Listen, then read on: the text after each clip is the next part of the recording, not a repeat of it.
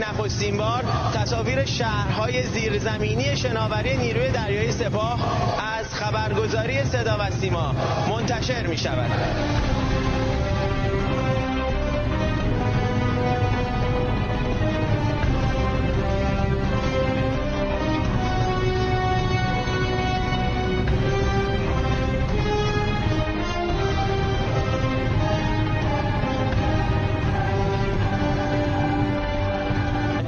انبوهی از شناورهای تخصصی هواپیمابر آمریکاست و حالا با ارتقای سنگین روی سیستم سلاح قایق‌های ذوالفقار و موشک‌های کروزش که مسلح شده به سرهای جنگی شدیدالانفجارتر، حالا 3 قایق ذوالفقار فقط به تنهایی می‌توانند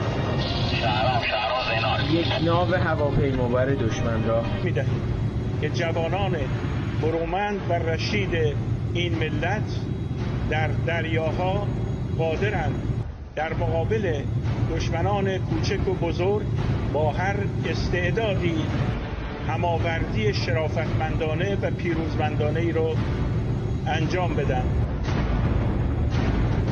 فرمانده کل سپاه در بازدید از این پایگاه زیرزمینی نیروی دریایی سپاه میگوید حالا این نیرو توانایی مقابله با تهدیدات حتی خارج از خلیج فارس رو داره.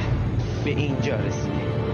فرمانده نیروی دریایی سپاه میگوید این نیرو اکنون توانایی انجام عملیات‌های طولانی مدت دریایی ضد ناوشکن‌های دشمن در سواحل جنوبی ایران را دارد. یکی از مؤلفه‌های قدرت این نیرو اکنون شهرهای